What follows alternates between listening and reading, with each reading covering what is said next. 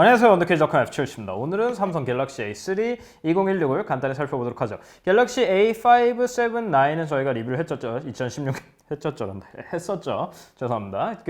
확인해 보실 수 있고 A3 가장 막내이면서 한국에는 제일 늦게 나왔죠. 아직 A9은 한국에 안 나왔으니까 나올지 안 나올지도 모르고 한번 간단하게 보도록 합시다. 일단 뭐 보셔서 아시겠지만 꽤 작은 폰이에요. 4.7인치 갤럭시 알파랑 굉장히 유사한 크기죠. 그렇다고 이렇게 작지는 않아요. 아이폰 5S나 SE 크기만큼 작지는 않아요. 하지만 그렇다고 또 그래도 나름대로 요즘 작다고 평가되는 갤럭시 S7만큼 크지도 않죠. 사실 이 정도면은 요즘 2016년 치고는 굉장히 작은 폰에 속하는 거예요. 일단 전후면 글라스가 있어서 저는 디자인은 굉장히 마음에 들어요.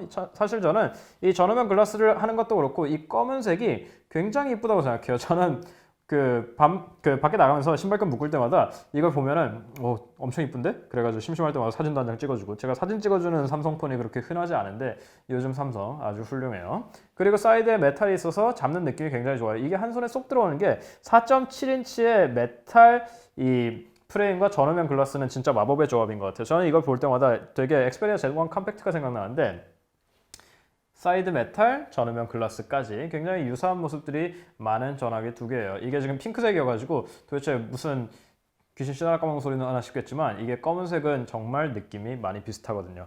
자, 여하튼 그래서 저는 디자인은 굉장히 마음에 든다는 거예요. 한 손으로 쓰기에도 편하고 사실 삼성건 치고 이렇게 이뻐도 되나 싶을 정도여가지고 여하튼 그랬어요. 다음으로 디스플레이인데 4.7인치 720p예요. HD 해상도인데 디스플레이 자체의 품질은 솔직히 좋다고는 말을 못하겠어요. 펜타일이어가지고 화면에 픽셀이 약간 자글자글한 거를 눈치챌 수 있어요. 이거는 특히 흰 배경에 검은색 글자를 읽을 때 더더욱 눈에 띄고 뭐 좋은 패널이라고는 말을 못하겠어요. 근데 휘도도 괜찮고, 그러니까 휘도도 꽤 밝고 색도 꽤 정확해서 저는 이 가격대에 크게 문제가 있다고 생각하진 않아요. 하지만 눈이 편하거나 훌륭한 패널은 아니다. 다음으로 소프트웨어인데 갤럭시 A3가 저가형이긴 하지만은 있을 거는 다 있어요. 테마 기능도 제가 좋아하는 테마 기능도 잘 들어가 있어서 원하는 테마로 바꿀 수도 있고, 요거는 지금 다른 거를 깔아놓은 거예요. 그리고 기본적인 기능들 요즘 많이 깔끔해져가지고 삼성 거에 이런 식으로 노티가 내려온다든지 기본 다이얼러라든지 많이 깔끔해진 거를 볼 수 있죠.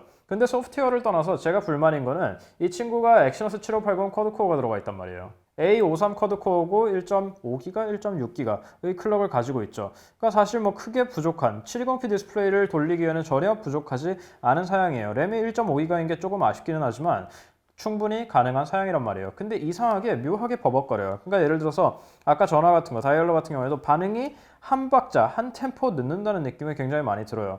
예를 들어서 다른 걸 켜봅시다. 여기서 설정을 들어간다 할 때도 눌렀으면 딱 떠야 되는데 누르고 하다가 나온단 말이에요. 이런 것들이 쓰다 보면은 꽤 신경이 거슬려요. 뜨는 것도 이런 느낌이에요. 대략 이 정도 템포의 렉이 항상 전반적으로 있다고 보시면 돼요. 물론 쓰는데 큰 지장은 없어요. 큰 지장은 없고 저가형에 그렇게 바라는 게 많으시라고 할 수도 있겠는데, 사실 A53 쿼드코어는 스냅드래곤 410이 제일 흔하죠. 스냅드래곤 410을 쓰면서도 충분히 빠른 기계들을 많이 봤고, 삼성도 갤럭시 그랜드 맥스에서 충분히 빨랐기 때문에 이거는 특히나 아쉬운 부분이에요. 그리고 램이 1.5기가여가지고 멀티태스킹을 할 때 생각보다 앱 뒤에서 킬되는 게 생각보다 많아요. 그래서 조금 그다지 무겁지 않은 걸 가더라도 멀티태스킹 지나다니는 것 자체도 좀 굼뜨고 지금 보는 것처럼, 그리고 중간에 앱이 로우 메모리 킬로 죽어있는 경우가 많이 보여서 리프레시가 방금도 런처로 돌아오는데 이상하게 묘하게 느리단 말이죠. 이런 것들이 있어요. 물론 이건 소프트웨어 업데이트로 최적화가 될 수도 있겠지만 현재 상태로는 그렇다는 거예요. 5월 초반에 현재 상태로는. 카메라는 이렇게 딱딱하면 켜져요. 그리고 전후면 모두 f1.9 조립이어가지고 상당히 밝게 찍을 수 있죠. 야간에서 나쁘지 않아요. 가격대를 생각해 봤을 때. 대단한 사진을 찍을 수 있다던가 하는 건 아니지만 일상적으로 쓰기에는 아주 충분해요. 전면 카메라도 마찬가지로 f1.9가 적용이 되어 있죠. 그래서 셀카 찍기에도 그럭저럭 편하게 잘 찍을 수 있어요. 이어폰이나 블루투스로 듣는 오디오도 괜찮고, 무엇보다 저는 이어폰 잭이 밑에 있는 게 선도 덜 꼬이고 잡을 때 이게 위치가 저는 편해서 되게 좋아하는데, 그리고 스피커가 이렇게 있잖아요. 갤럭시 A5나 7은 사실 별 감흥이 없었는데 오히려 작아서 그런 건지 모르겠지만 이게 메탈 프레임일 때 스피커가 있는 거는 확실히 그 특유의 소리가 있다고 저는 생각을 하는데, 이거가 생각보다 소리가 훌륭해요. 사실 저가형에서 제일 기대하기 힘든 게 오디오인데, 특히 스피커를 기대하기 힘들어요. 스피커는 진짜 돈 쓸 만큼 나오는 거거든요.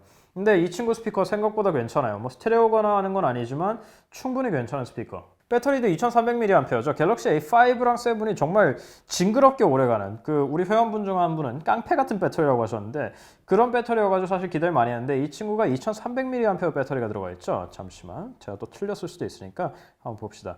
맞아요. 2300mAh 배터리가 들어가 있는데 사실 배터리가 썩 오래가진 않아요. 4시간 정도? 화면 켜지면 4시간 정도. 물론 저는 항상 LTE로 쓰고 와이파이 접속을 안 하고 화면도 중간 정도 밝기로 쓰고 절전 모드 아무것도 안 켜놓은 걸 생각했을 때 보시는 분의 사용 패턴에 따라서 얼마든지 길어질 수 있어요. 저보다 짧아지기는 쉽지 않을 것 같고 저처럼 항상 LTE인 분이 많지는 않을 테니까 더 길어지면 길어졌을 건데 4시간이니까 사실 이 정도 사이즈에서는 굉장히 훌륭한 거기는 해요.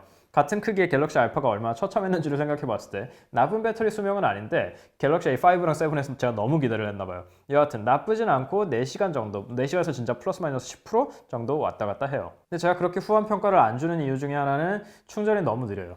1.5A 배터리 충전기가 기본으로 동봉이 돼 있죠. 그리고 그거보다 높은 걸 먹여도 안 먹어요. 못 먹게 돼 있어요. 그걸로 충전했을 때 5%, 한 3% 정도에서 100%까지 완충하는데 2시간 반이 걸려요. 지금 시간에 퀵차지를 지원 안 하는 것도 좀 짜증나 죽겠는데 2시간 반은 좀 과하지 않나라는 생각이 들어요. 정말 세워라 내워라 충전을 하기 때문에 효율적인 부분에서 시간을 많이 까먹는다고 할 수 있겠네요. 무선 충전 같은 거 지원 안 하는 거 다들 알고 계시죠?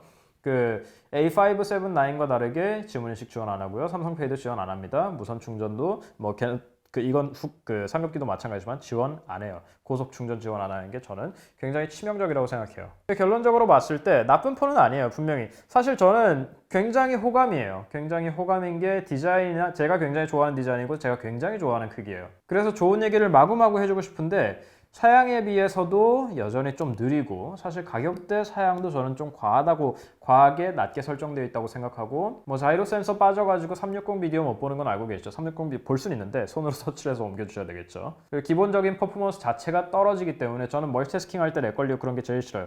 모토로라 삼성도 분명히 스냅드래곤 410 코어텍스 A53으로 충분히 최적화 잘한 적이 있다는 걸 알고 있어야 돼요. 그런 걸 생각했을 때 요 돈을 주고 요걸 사기에는 물론 디자인이 굉장히 마음에 들기는 하나 좀 아쉽지 않을까라는 생각이 드네요. 리뷰어는 제가 지금 제일 아쉬워요.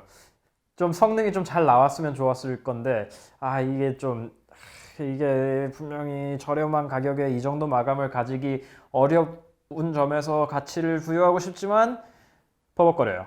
그런 점에서 게임은 애초에 포기를 하셔야 될 거고 그런 점에서 추천하기는 어렵다 이 말씀이 되겠습니다. 자, 항상 감상해 주셔서 감사하고 저 인스타그램, 페이스북, 트위터, 구글 플러스 잊지 마시고요. 다음 시간에 또 뵙죠. 끝!